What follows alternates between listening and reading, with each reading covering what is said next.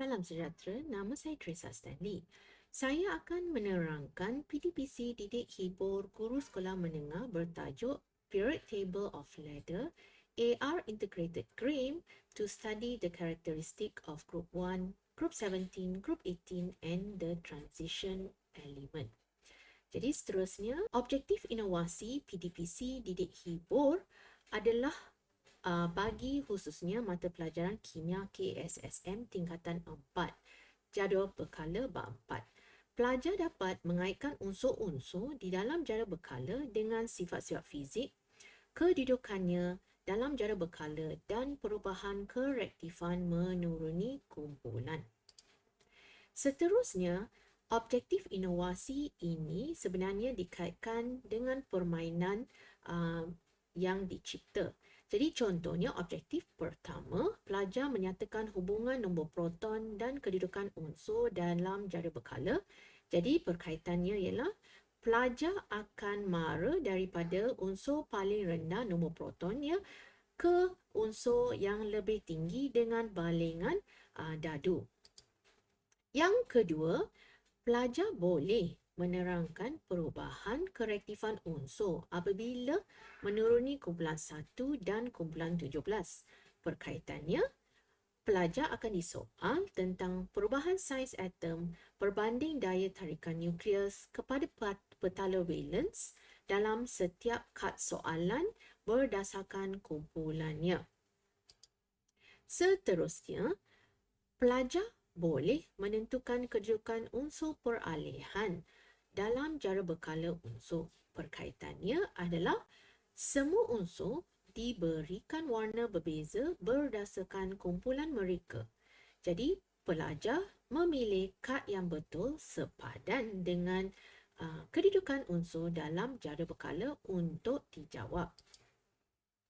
Yang seterusnya, yang keempat, pelajar boleh menerangkan perubahan sifat fizik apabila menuruni kumpulan 1, 17 dan 18. Perkaitannya, apabila pelajar mara ke unsur seterusnya pada jadual berkala berdasarkan nombor pada balengan dadu, pelajar akan melihat corak perubahan nombor atom dan jisim atom sehingga mencapai unsur terakhir. Apakah perkaitan permainan ini dengan teori pembelajaran behaviorism? Jadi, dalam permainan ini, peneguhan positif dalam permainan diberikan. Contohnya, pelajar yang tidak dapat menjawab pada kali pertama akan sebenarnya diberikan peluang mengulang kaji menggunakan augmented reality. Dan kali kedua, jika pelajar gagal jawab soalan, pelajar akan memberikan kad roket iaitu kad point kepada pelajar lain yang boleh menjawab soalan tersebut. Seterusnya, dalam permainan ini, apakah yang diperlukan ya? Kita memerlukan batu permata. Jadi batu permata ini akan diberikan pada pemain-pemain untuk mara ke setiap bahagian nombor atom dalam jadual berkala. Satu dadu, satu telefon pintar. Jadi kalau di dalam bilik darjah, telefon pintar ini boleh dibekalkan oleh guru kelas. Jadi suka saya menyatakan di sini tujuan saya memilih batu permata adalah kerana ia mewakili warna-warna dalam unsur peralihan. Warna contohnya ion kuprum, ion ferrum, ion kromium dan ion mangan. Seterusnya, satu jadual berkala. Jadi jadual berkala yang saya gunakan di sini telah saya cetak pada kanvas yang ukurannya 5x7 kaki. Jadi sebesar tujuan saya mencetak dalam kanvas yang besar ini adalah supaya pelajar seronok melihat warna-warna yang berbeza dalam jadual berkala dengan imej yang besar. Dan seterusnya kad soalan berdasarkan kumpulan 1, 17, 18 dan unsur peralihan. point card iaitu dipanggil rocket card, dan akhirnya peraturan permainan. Di sini saya telah ringkaskan dalam satu catak alih bagaimana permainan ini akan dimainkan. Jadi yang pertama serba sedikitnya adalah lambungan dadu yang pertama akan menentukan ketua kumpulan. Ketua kumpulan adalah pelajar yang mendapat nombor yang paling tinggi. Jadi pelajar lain akan bermain. Jadi untuk mulakan permainan, pelajar lain akan lambung dadu dan juga mereka akan diberikan 10 roket kad seorang.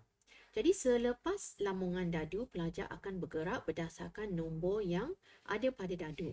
Jadi apabila pelajar mara pada jawara berkala iaitu pada kedudukan dadu, pelajar sama ada boleh sampai kepada unsur yang ditulis dengan game over. Jadi kalau unsur ada ditulis dengan game over, pelajar perlu mula dari awal. Jika pelajar berada di tempat selain unsur kumpulan 1, 17, 18 atau unsur peralihan, pelajar sebenarnya tidak perlu menjawab soalan. Dan jika pelajar sampai pada tangga dan mara ke unsur dengan nombor atom yang lebih tinggi, pelajar boleh terus mara tanpa jawab sebarang soalan. Dan seterusnya, jika pelajar berada di kedudukan sama ada kumpulan 1, unsur peralihan kumpulan 17, kumpulan 18, pelajar akan menjawab soalan yang ditentukan oleh ketua kumpulan berdasarkan kedudukan pelajar. Dan akhirnya, jika pelajar sampai pada tempat yang berwarna merah, unsur yang diwarnakan merah, pelajar akan diberikan soalan HOTS oleh ketua kumpulan. Jadi, contoh senarionya, jika katakan pada kali pertama pelajar gagal menjawab soalan. Jadi bila pelajar tersebut gagal menjawab soalan, pelajar itu akan ulang kaji menggunakan AR yang diberikan oleh ketua kumpulan. Jadi AR ini adalah diberikan dalam bentuk QR code untuk pelajar lihat menggunakan telefon pintar ataupun tab. Jadi selepas ulang kaji AR, pelajar ini akan cuba jawab sekali lagi. Jika gagal kali kedua pula, soalan akan terbuka kepada pelajar lain. Jadi bila katakan salah satu pelajar dapat jawab, jadi pelajar ini akan berikan roket kad dia pada pelajar berkenaan. Tetapi katakan contoh kalau pelajar itu tidak dapat menjawab soalan HOTS. Jadi soalan HOTS ini akan terbuka, dan jika pelajar lain dapat jawab soalan HOTS, maka kad point sebanyak 2 akan diberikan pada pelajar. Jadi di sini permainan akan dimulakan dengan lambungan dadu.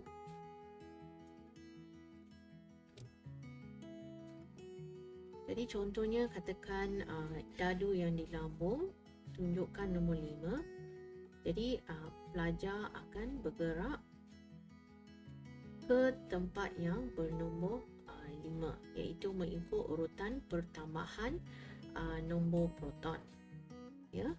So bermula dengan hidrogen 3, 4 dan 5. Jadi 5 nombor proton 5, unsur dengan nombor proton 5, tak ada kad soalan.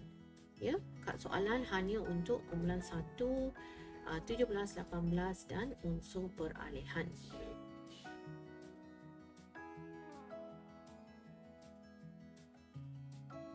Jadi contohnya kalau pelajar lambung dadu dan tiba di kumpulan 17, maka pelajar itu akan jawab soalan berdasarkan kad soalan kumpulan 17 yang akan dibekalkan oleh ketua kumpulan tadi. Jadi dan sama juga kalau pelajar sampai pada unsur peralihan, pelajar akan pilih kad unsur peralihan untuk jawab soalan. Sama dengan kumpulan 18 juga. Jadi soalan ni akan diberikan oleh ketua kumpulan.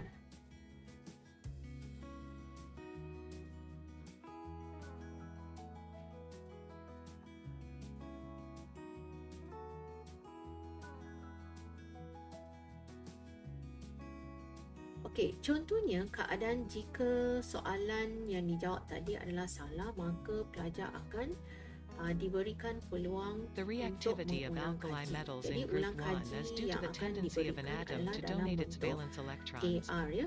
The Jadi number of AR shells ini filled with akan electrons increases when going down group diberikan 1. This oleh ketua causes the kumpulan increase in atomic menggunakan size. telefon The pintar position of valence ataupun electrons is tab, placed further dan away from the nucleus apa of an yang perlu atom. dibuat ialah When the hanya nuclear pelajar attraction perlu force scan towards the QR valence code electrons untuk weakens, the electrons are more melihat easily donated. AR tersebut ya.